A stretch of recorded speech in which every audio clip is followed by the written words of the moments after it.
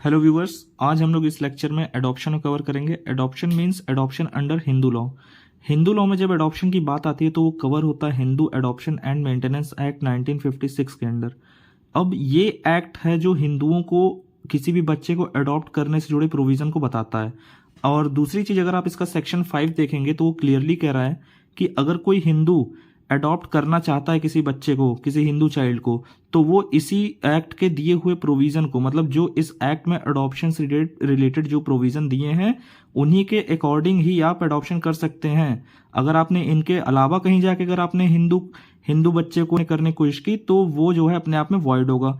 तो आगे देखते हैं कि ये जो कवर हो रहा है अडॉप्शन का पार्ट, ये इस एक्ट के Hindu adoption and maintenance act 1956 के चैप्टर नंबर 2 में कवर है। इसके बाद जो चैप्टर 3 आता है वहां पे मेंटेनेंस कवर होता है। तो आज जो हम लोग पोर्शन रखेंगे सेक्शन 5 to 11 का रखेंगे, और टोटल ये जो कवर होता है एडॉप्शन का पोर्शन सेक्शन 5 से लेके 17 तक कवर है। आज हम लोग सिर्फ 5 से लेके 11 तक कवर करेंगे, जिसमें ये सारी चीजें आ जाएंगी। कौन पर्सन अडॉप्ट करेगा बच्चे को, और कौन एडॉप्शन में दे सकता है अपने बच्चे को, और किस चाइल्ड को अडॉप्ट किया जा सकता है। तो आज जो हम लोग का मेन फोकस होगा सिर्फ और सिर्फ लीगल प्रोविजन के ऊपर होगा, जो बेयर एक्ट में लैंग्वेज दी गई है इस प्रोविजन से जुड़े। तो सिर्फ आज उनके अकॉर्डिंग हम लोग समझेंगे क्या होता है अडॉप्शन, और कि कौन कौन कर सकता है अडॉप्शन, और क्या प्रोविजन दिया हुआ है। तो डायरेक्टली हम लोग प्रोविजन पे मूव करते हैं। तो जहां तक हमने जाना कि जो बात हो रही है एडॉप्शन की, एडॉप्शन जो कवर है वो सेक्शन 5 to 17 में कवर है Hindu adoption and maintenance act 1956 में। ये टोटल उसकी डेट हो गई। अब इसमें हम लोग को कवर क्या करना है आज? इसमें हम लोग कवर करना है 5 से लेके 11 तक का पोर्शन। अब यहां तक आप अगर कवर कर लेंगे तो यहां पे आपके कॉन्सेप्ट सारे क्लियर हो जाएंगे कि कैसे एडॉप्शन हो रहा है, कौन दे रहा है, कौन अडॉप्ट करेगा किसी को, और कौन सा चाइल्ड हो सकता है अडॉप्ट किया जा सकता है, और इससे जुड़े क्या प्रोविजन, अदर प्रोविजन, कुछ अगर अदर कंडीशन बताई जा रही तो उसको भी हम लोग कवर करेंगे। तो डायरेक्टली मूव करते हैं सेक्शन 5 के ऊपर। देखिए सेक्शन 5 सीधी सीधी बात ये बोल रहा है कि अगर आपको अडॉप्शन करना है किसी भी हिंदू का, ठीक है, और हिंदू के द्वारा करना है, तो मतलब कि सीधी सीधी बात आ गई हिंदू लॉ की। तो अगर आपको हिंदू लॉ के अकॉर्डिंग अगर आपको अडॉप्शन करना है तो आप जाएंगे सिर्फ यही चैप्टर, मतलब चैप्टर 2 के अकॉर्डिंग ही आप कर सकते हैं। उसके अलावा अगर आप कहीं भी करेंगे तो मतलब वो होगा एडॉप्शन वॉइड, उसको शून्य मान लिया जाएगा। अब जब शून्य मान लिया गया तो उसमें कोई भी किसी की भी राइट एंड लायबिलिटीज जो है वहां पे जनरेट नहीं होंगी। तो पहली चीज तो ये। उसके बाद मूव करते हैं सेक्शन 6 में। सेक्शन 6 क्या बता रहा है? सेक्शन 6 बता रहा है कि रिक्विजिट क्या है, मतलब क्या क्या इसेंशियल्स हैं, क्या क्या इसेंशियल्स है किसी भी एडॉप्शन के होने के लिए। अब उसमें टोटल 4 पॉइंट है मेन। वो 4 पॉइंट सीधे सीधे आगे के 4 सेक्शन की बातें कर रहा है। अब वैलिड एडॉप्शन होने के लिए क्या होना चाहिए? कोई पर्सन हो जो अडॉप्ट करेगा, ठीक है, जो अडॉप्ट करेगा वो अपने आप में कैपेसिटी रखता हो अडॉप्ट करने की। इसमें मेन बात जो आपको कॉमन मिलेगी, हर पर्सन अपने आप में कैपेसिटी रखता हो। अब कैपेसिटी कैसी? जैसे ये इनको अडॉप्ट करना है तो पहला पॉइंट यही बात कर रहा है कि जो पर्सन अडॉप्ट करेगा उसके पास कैपेसिटी और राइट होने चाहिए क्या? अडॉप्ट करने के। दूसरी बात, कोई पर्सन जब अडॉप्ट कर रहा है तो किसी के बच्चे को ही कर रहा होगा। तो जब बच्चे की बात आ रही है तो जो पर्सन अपने बच्चे को अडॉप्ट करने के लिए देगा तो उस पर्सन के पास भी कैपेसिटी होनी चाहिए कि वो अपने बच्चे को दे सके एडॉप्शन में, ठीक है। तो यहां भी कैपेसिटी की बात आ गई। तीसरा, जिस पर्सन का अडॉप्शन किया जाएगा उसके पास भी ये कैपेसिटी होनी चाहिए कि वो अडॉप्ट किया जा सके, ठीक है। तो ये सारी कैपेसिटी हम लोग आगे भी डील करेंगे। चौथी बात इसमें क्या बोल रहा है कि अगर अदर कोई कंडीशन, अगर अदर कोई बातें जो बताई जा रही हैं तो वो भी फुलफिल होनी चाहिए। उनके कॉन्ट्रावेंशन में आप नहीं कर सकते कोई भी एडॉप्शन, ठीक है। तो अब ये देखिए, यहां पे जब आप समझेंगे, यहां पे जब आगे बढ़ेंगे तो यहां पे आपको समझ में आएगा कि जो एडॉप्शन कर रहा है, एडॉप्शन कर कौन सकता है। देखिए यहां पे कोई भी जेंडर को किनारे रख के बात नहीं की गई है। दोनों जेंडर, मेल और फीमेल, दोनों को जो है एक इक्वल जो राइट दिए गए हैं एडॉप्शन के लिए, ठीक है। तो कोई भी मेल कर सकता है, कोई भी फीमेल कर सकता है। जब मेल के अडॉप्शन की बात आएगी तो वो इसका अगला सेक्शन हो जाएगा 7। जब फीमेल के अडॉप्शन की बात हो जाएगी तो वो हो जाएगा 8। अब यहां भी है, अडॉप्ट करने के लिए कौन अपना बच्चा दे सकता है? कोई भी मेल या फीमेल, कोई भी दे सकती है, ठीक है। और ये दोनों का प्रोविजन दिया है 9 में, ठीक है। अब इसके बाद कौन बच्चे को, किस बच्चे को अडॉप्ट किया जा सकता है? तो वो सेक्शन है 10, ठीक है, तो इसमें कवर हो जाएगा। अब इसके बाद आता है मेन, कोई अदर कंडीशन की बात करता है फोर्थ पॉइंट कि कौन सी अदर कंडीशन है, वो दी हुई है सेक्शन 11 में। अब बारी बारी इन सारे सेक्शंस को हम लोग कवर करते हैं, क्योंकि जो पहला पॉइंट बोल रहा था कि कैपेसिटी प्लस राइट होना चाहिए किसी के पास, ठीक है। अब जब कैपेसिटी और राइट की बात आ रही है तो राइट कौन जनरेट करेगा, राइट लॉ के अकॉर्डिंग ही होंगे। अब बात आ रही कैपेसिटी, तो इसको आप तोड़ लीजिए दो पार्ट में। एक हमने भी देखा कि मेल भी कर सकता है किसी बच्चे को अडॉप्ट, और फीमेल भी कर सकती है किसी बच्चे को अडॉप्ट। तो जब मेल का प्रोविजन आएगा वो कहां पे आएगा, वो आएगा सेक्शन 7 में, और जब फीमेल की बात आएगी वो आ जाएगा सेक्शन 8 में। दोनों के लिए कंडीशन लगभग सेम है, कोई बदलाव नहीं है, बस मेल और फीमेल का कॉन्सेप्ट अलग अलग बना दिया गया है इक्वालिटी को मेंटेन रखने के लिए, ठीक है। अब यहां पे जब आप आएंगे तो कैपेसिटी की जब बात आ रही है तो कोई भी पर्सन जो है साउंड होना चाहिए, ठीक है। साउंड का मतलब साउंड माइंड का मतलब कि पागल आगल ना हो, सीधा सीधा आप मोटा मोटा इतना समझिए कि वो पागल आगल ना हो, हर कंडीशन को समझने के लिए तत्पर हो। ऐसा ना हो कि बच्चा वो अडॉप्ट कर ले, उसी की केयर टेकिंग वो ना कर पाए कभी, ठीक है। तो ये सारी चीजें, प्लस दूसरी चीज में क्या आ रहा है कि वो मेजर हो।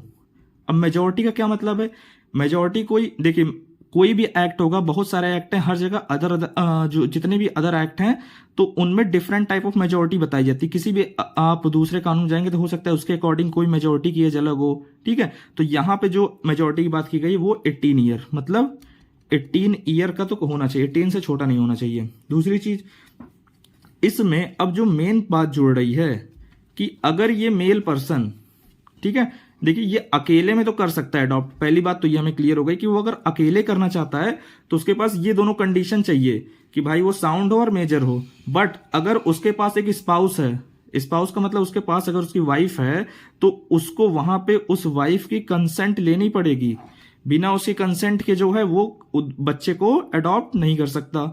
अब ये वाइफ एक भी हो सकती है या एक से ज्यादा भी हो सकती हैं, ठीक है।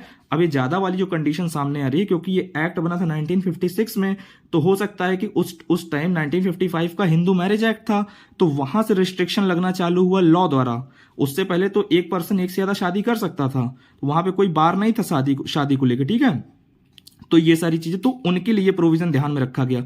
अब जब कंसेंट की बात आ रही है तो कंसेंट क्या हर केस में लेना जरूरी है, नहीं। कंसेंट हर केस में लेना जरूरी नहीं है। कंसेंट तभी ली जाएगी जब वो women renounce to the word ना हो। रिनाउंस टू द वर्ड का मतलब ये है कि वो दुनिया की मोह माया से अलग होके एकदम सन्यासी ना बन जाए, तब तक आपको उसकी कंसेंट लेनी पड़ेगी। बट अगर वो रिनाउंस हो जाती है सारी दुनिया की मोह माया से, दुनिया छोड़ के अलग जीवन व्यतीत कर रही है, ठीक है, तो वहां पे आपको लेने की जरूरत नहीं है। दूसरी चीज, अगर वो कोर्ट द्वारा डिक्लेयर कर दी जाए अनसाउंड माइंड, ठीक है। तीसरी चीज कि अगर वो कन्वर्ट कर ले, अपना रिलीजन चेंज कर ले, कन्वर्जन कर ले किसी दूसरे रिलीजन, पहला रिनाउंस, दूसरा अनसाउंड माइंड, तीसरा कन्वर्जन हो जाए उसका, हिंदू छोड़ दे अपना रिलीजन, ठीक है, हिंदू से कन्वर्ट करके किसी दूसरे रिलीजन चल जाए, तो उन कंडीशन में, इन 3 कंडीशन में आपको जो है भैया लेने की जरूरत नहीं है कंसेंट। वहां पे आप अकेले कर सकते हैं किसी भी बच्चे को अडॉप्ट, भले आपकी वाइफ हो या ना हो। दूसरी चीज, अब आते हैं फीमेल के केस में। फीमेल के ऊपर भी सारी यही कंडीशन लगेंगी कि मेजर होनी चाहिए, मेजर प्लस साउंड माइंड। तीसरी चीज इसमें जो अगली आएगी आपको कि अगर वो अकेले है तब के लिए तो इतनी कंडीशन ठीक है, बट अगर उसका हस्बैंड है तो उसे हस्बैंड की कंसेंट लेनी पड़ेगी,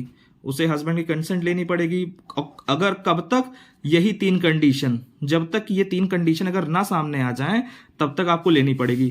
तो 3 कंडीशन क्या, रिनाउंस टू द वर्ड, अगर वो संन्यास धारण कर ले, वो अनसाउंड माइंड डिक्लेयर कर दिया जाए, या वो कन्वर्ट ना कर ले अपना रिलीजन, तब तक आपको जो है उसकी कंसेंट लेनी पड़ेगी।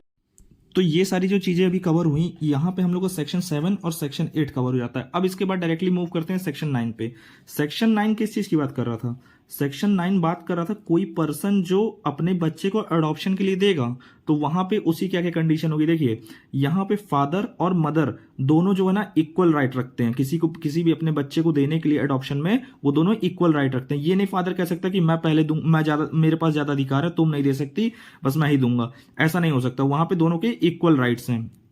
दूसरी चीज, अगर कोई भी पर्सन, चाहे मदर या फादर, कोई भी अपने बच्चे को अगर देने जा रहा है अडॉप्शन में, तो वो दूसरे की कंसेंट लिए बिना नहीं करेगा। मतलब ऐसा नहीं कर सकता कि सामने वाले कंसेंट को दबा के फिर वो अकेले अपना कर ले, ये नहीं पॉसिबल है। दूसरी चीज, आप जब भी अगर दोनों अलाइव हैं, दोनों जीवित हैं, हस्बैंड और वाइफ, मतलब मदर और फादर अगर अलाइव हैं तो दोनों कंसेंट जरूरी है, पहली चीज। दूसरी चीज, क्या हर कंडीशन में कंसेंट जरूरी है? नहीं। कंडीशन वही जो 3 कंडीशन पिछले सेक्शन में हमने देखा कि जब तक कि वो रिनाउंस टू द वर्ड ना हो जाए, ठीक है। अगर रिनाउंस हो जाता है, अगर संन्यास धारण कर ले रहा है और जीवन की मोह माया से त्याग दिया है, तो उस कंडीशन में आपको अपने दूसरे स्पाउस से जो है लेने की कोई भी कंसर्न लेने की कोई भी आवश्यकता नहीं है। दूसरी चीज, अगर वो अनसाउंड माइंड का हो जाता है। तीसरी चीज, अगर वो अपना रिलीजन जो है कन्वर्ट कर ले, हिंदू से वो किसी दूसरे रिलीजन चले जाए, तो ये सारी चीजें होंगी, तो वहां पे उसको जो है कंसर्न लेने की जरूरत नहीं है फादर एंड मदर, तो वो अकेले भी कर सकता है। अगली चीज क्या आ रही है? अगली चीज निकल के सामने ये आ रही है कि पहली बात तो ये देखिए, जो भी इसमें एडॉप्शन के लिए दिया जाएगा तो कोर्ट यहां पे ये देखेगी कि जो एडॉप्शन हो रहा, एडॉप्शन के लिए जो बच्चे को दिया जाएगा वो हमेशा किसी बेनिफिट के लिए दिया जाएगा, चाइल्ड के बेनिफिट के लिए। ऐसा नहीं कि आप पर्पस आपका ये है कि बच्चे को ले जाके बाद में बच्चे को बेचेंगे या कुछ और करवाएंगे, चाइल्ड लेबर करवाएंगे। इस पर्पस को अगर कोर्ट्स देख लेती है सामने तो वो अलाउ नहीं करेगी। अब ये पॉइंट जुड़ा किस चीज से है?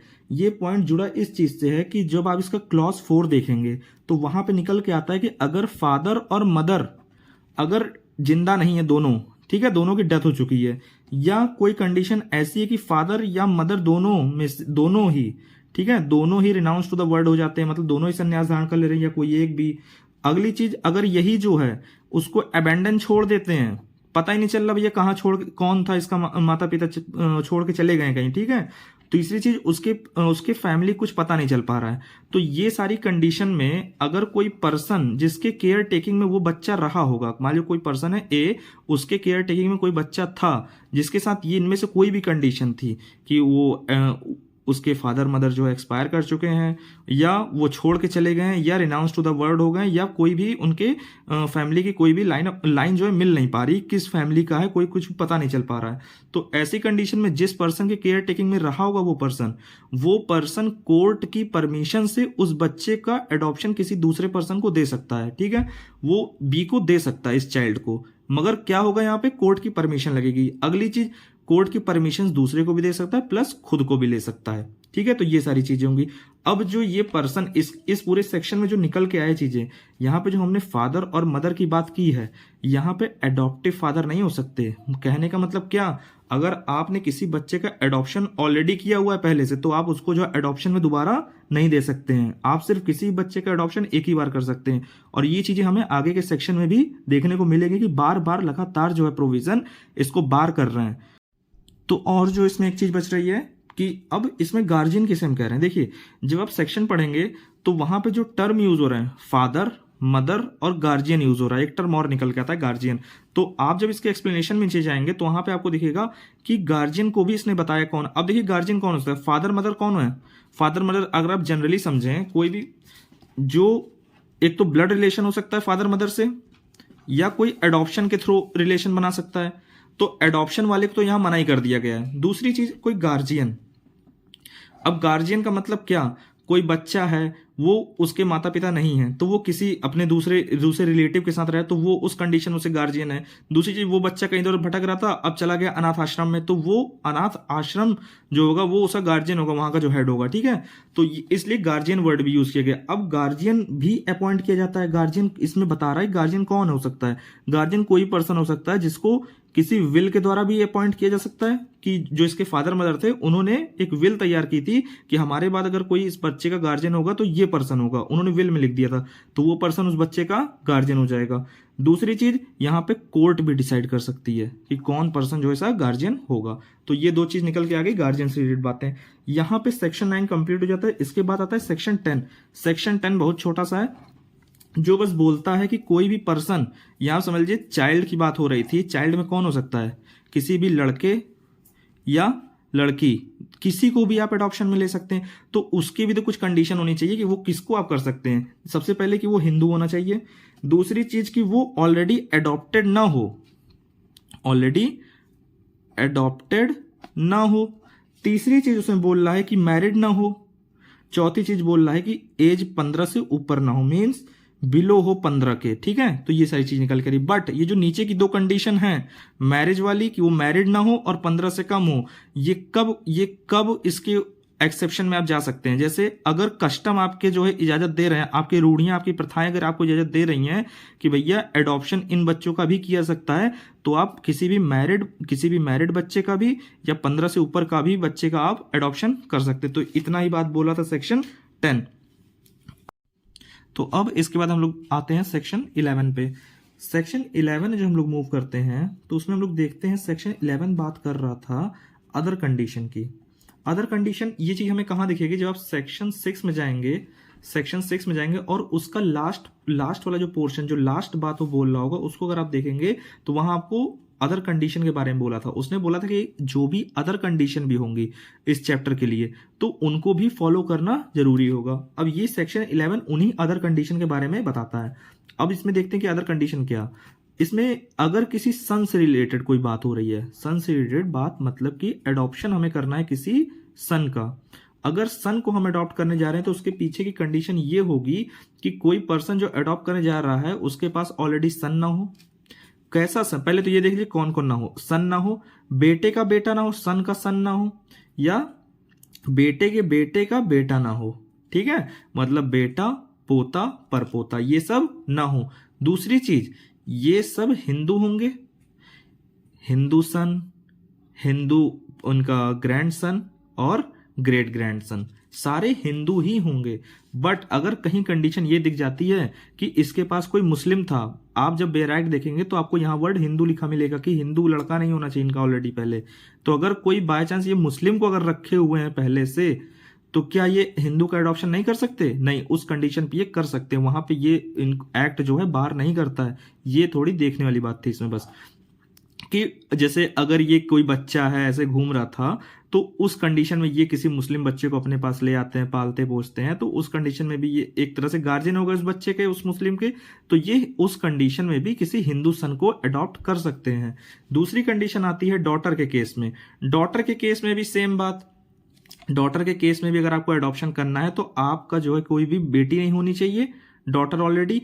दूसरी चीज, किसी अब आपके बेटे, अगर आपका बेटा है तो उसकी बेटी ना हो, आपके बेटे की बेटी ना हो। तो यहां पे 2 लोग की बात कर रहा है बस, और यहां पे 3 लोग की, या तो डॉटर यहां दूसरे कंडीशन में या बेटे की बेटी, इनमें से अगर कोई भी होगा तो आप जो है लड़की को अडॉप्ट नहीं कर सकते, ठीक है। अब अगली कंडीशन क्या बोल रहा है इस सेक्शन में? अगली कंडीशन बोल रहा है कि अगर कोई लड़की, अगर कोई वुमेन, वो अगर किसी लड़के को, सन को वो अडॉप्ट करना चाहती है, या अगर कोई मैन किसी लड़की को, किसी डॉटर को अडॉप्ट करना चाहते हैं, तो इन दोनों कंडीशन में एज का डिफरेंस 21 ईयर होना चाहिए, ठीक है।